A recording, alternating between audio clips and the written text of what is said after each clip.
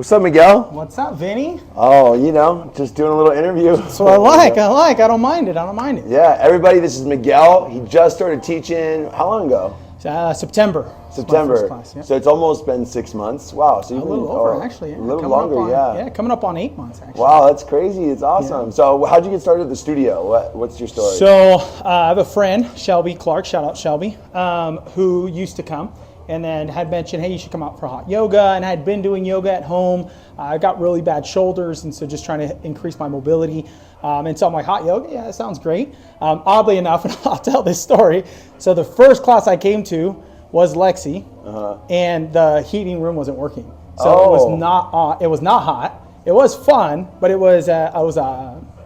just wasn't. Like warm. Yeah, it was just too warm. crazy. Yeah, so I'm like, it wasn't really hot yoga, but okay, that was fine.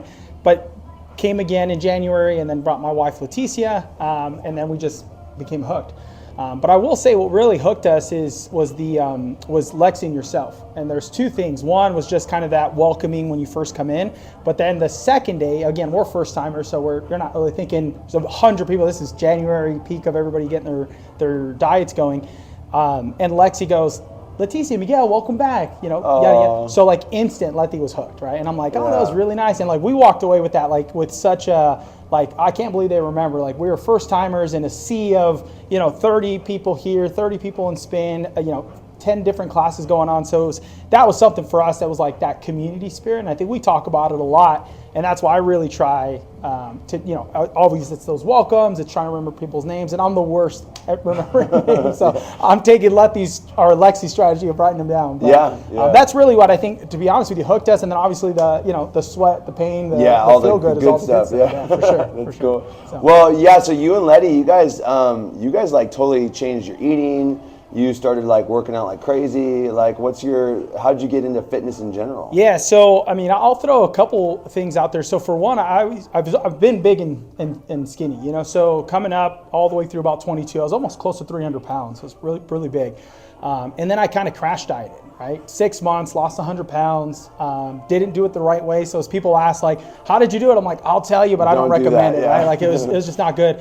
And when you do a crash diet like that, what happens? It gains all right back and then you fall off. So, I gained it all back, lost it all, because again, crash dieted what I thought I knew how to do, gained it all back. And then, so finally this go around, I'm like, I gotta change it up. And so obviously doing the studio and I started calorie counting, and then Letty got into the elite program. And so picking little things that you guys were teaching her over there, it became a behavior, and we changed those habits. And so this is really the first time, I would say, in the last 15 years of my ups and downs that I've been as consistent at this weight.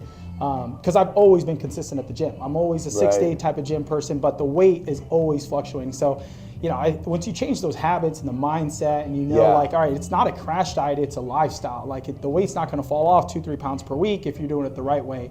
And now, obviously, if I have a cheap weekend or a cheap week, the weight's not jumping right. Yeah, and you know how to get back right into it. Exactly. Yeah. So, and it's just like I said, it's the kind of the way that I go about my daily routines. Yeah. So. Well, that's really cool. So I love to hear that, because there's probably some people that have gone up and down in diets and things like that. Right. And so what you've learned is habits, creating good habits, and like how to be consistent. Any tips that you can share about like food or anything like that for people watching? So the one thing I would say, and it works for me, everybody's body's a little different, right? For me, I like calorie count and I like macro tracking, right? So I'm focused on my carbs, my fats, my protein. But I don't limit myself to a meal if I feel like, all right, I'm really craving a slice of pizza.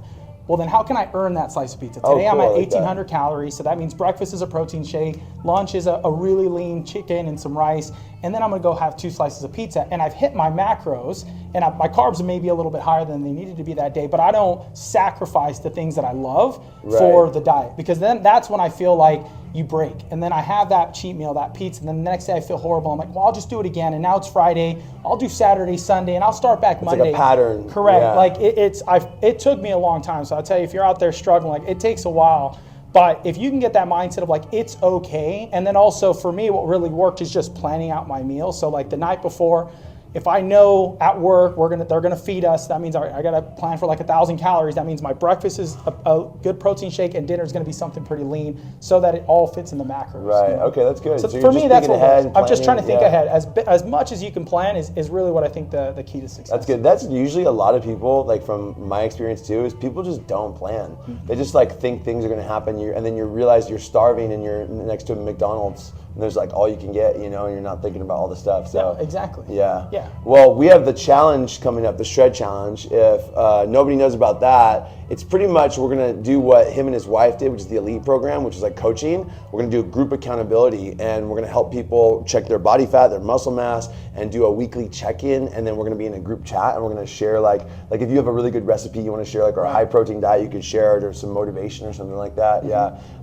Do you think that people would benefit from something like that? Oh, absolutely. And I will tell you, again, while I didn't do elite, I was a big part of my wife's program. That support system is what you need. Yeah. And obviously, as my spouse, I'm going to be supportive of her. And if you have a spouse and you do the elite program, great. And if you don't, this is that elite really gives you that community that you're looking for, that check-in. And I will tell you, like, you're never going to find a place that's more, that's more about the people. And we're not here to put you down, right, if you have a bad week. But obviously there's accountability. And that's what I think was crucial for elite, knowing I'm going to go talk to Al, right? Yeah, so you're going to be meeting up. Yeah, so Letty would be like, I don't want Al to be mad at me because he doesn't see the scale. And even at that, right, if there's a week where she plateaued, it didn't. Like, there's other pieces that you're looking at, like, hey, well, this went down. Yeah, right? your body fat went down. This is okay, so yeah, your weight's fine. But that accountability, I think, is crucial, and that motivation really gets you going. And I think that's why everybody loves the studio, right? Because it's one thing to go to the gym and work out by yourself, but when you got a guy working out next to you or someone saying, hey, keep it going, it's just a different type of motivation. Yeah, you're having fun, yeah. What's your favorite thing about teaching? Classes. So I think we should also share. You also have a job. Tell us about your job too. So I guess we'll start with that job. So I'm a director of HR, so human resources. I work for a company called Niagara Bottling. We manufacture and we bottle water. So, but I have oversight of all 50 plants within the U.S. Wow. So typically, that's why if I'm not here, it's because I travel. Usually I'm about 1 week per month. So there's usually 1 week where I have to pass off those classes. And I will tell you, I hate it. I hate passing off the classes. I love traveling, love my job. But I've gotten to a point now where I feel like, my routine people are coming in and they want to get a chance to see me. So definitely trying to avoid the travel as much as possible. But so that's what I do. So if you can imagine with human resources, we're dealing with a lot of employee relation issues and things like that. So a little high stress, but this has allowed me. And one of the things that got me into Hot Sculpt is that 1 hour where I shut out everything. Right? I'm here, phones are off, I'm locked in, I'm setting an intention for the class, I'm working to achieve it, and nothing's distracting me, right? I don't know that someone's texting me, I'm not getting a phone call. Like, I can go 1 hour without looking at my phone, and outside of that, and Letty can attest to it, unfortunately, I'm a big time You're on that thing all the time, nighttime, weekends, vacation, I was checking it every single hour. So. But I commit to the 1 hour, right? Obviously, you'd yell at me if I didn't.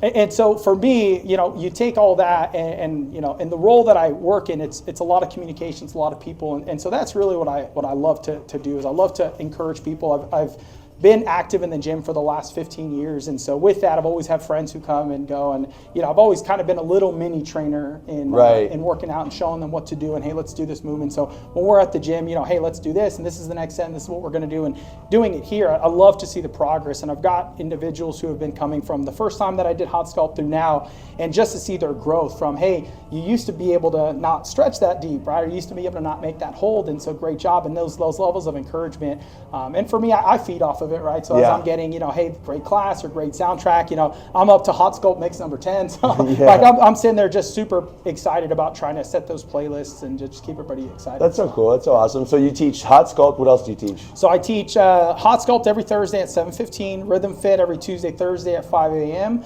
Level Up at 5 p.m. on Mondays, and then every other Saturday, Level Up now at 10 a.m. Man, you're just stepping right into it. Yeah, for sure. And Level Up's been awesome too. And if you're a little worried about the extra weights or the movements over there, I think it's just the best intro into getting into that type of weight lifestyle, because we're showing them how to move. The Smith machines are designed to be safer than your regular free weights. We're doing a lot of very similar movements over there that you might see in a Hot hot sculpt over here with free weights and dumbbells and the different stations. And if nobody's telling you, that Stairmaster is one of the best forms of cardio that you can get out there to burn it. And those 9 minutes that you're crushing it on there.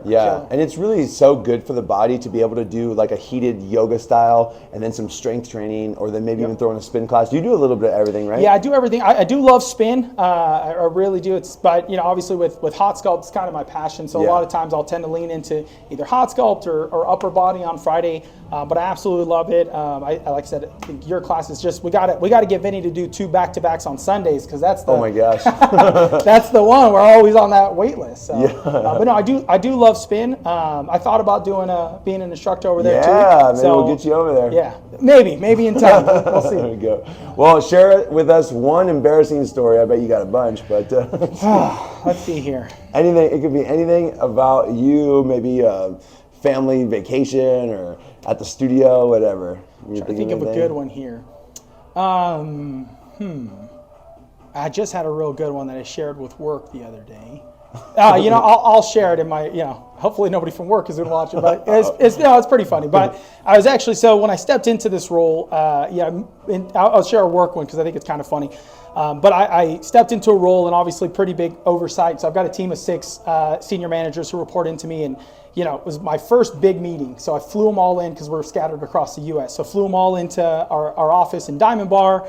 And we're going to meet on a Wednesday. So that Tuesday we go out to dinner and we go to sushi. I won't name the place, but went to sushi. If you can imagine, didn't sit well, and I was up all night. And so, Letty's like, well, just cancel the meeting. Don't go in. I'm like, I can't. I just flew everybody in. It's my first meeting. I can't. I got to set the impression. So I dragged myself in there with, feeling absolutely horrible, and give them a heads up, hey, I'm not feeling too great. So we're going through slide after slide, and we're talking about stuff, and in an instant, I felt it. And I'm like, and as I'm talking, I go, oh, and I book it out, right? So I run out, and obviously you can imagine how embarrassed I was, but I come back and my team's, calm. They're not saying anything. They're feeling okay. Yeah, we're good. So we keep going.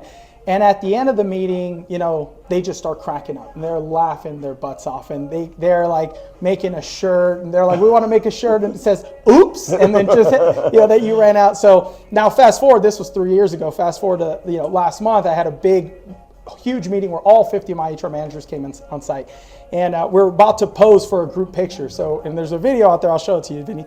We're about to pose, and they go on the count of 3, 1, 2, 3, and you think everyone's going to say cheese, and they all go, oops. Oh my gosh. Oh man, awesome. In that moment, I'm like. It surprised you? It surprised me. Yeah. So it was embarrassing, but also fun. That's hilarious. That's awesome. You get a great team. That's so cool. No, so they're awesome. Like I said, they're all great spirits, all really great HR managers. Make my job easy at my level. I'm not always in the weeds, so I just need a great team to kind of keep the walls. That's so cool. Well, if you guys haven't checked out his classes, come check out Workout Miguel. He's an awesome person. Get to know him. Thanks for everything, Miguel. No, of course, man. We appreciate you. We love you, man. We love your wife too, your family. Yeah. Yeah, it's been great. And like I said, if you're watching this and you're not coming to the studio, you got to give it a shot. Check out that free week. And then after that, just keep coming. Show up to 1 class a week, 2 classes. All of a sudden, you're going to find yourself at 6 classes. Yeah, you're feeling good. Yeah. And we got the Shred Challenge coming up too. So join the Shred Challenge if you're out there and you want to work out with us and stay accountable to your goals. We're doing it in April 14th. We're going to do it. Yeah, cool. All right, thanks, guys. See you guys. Hey, thanks, dude. That was great.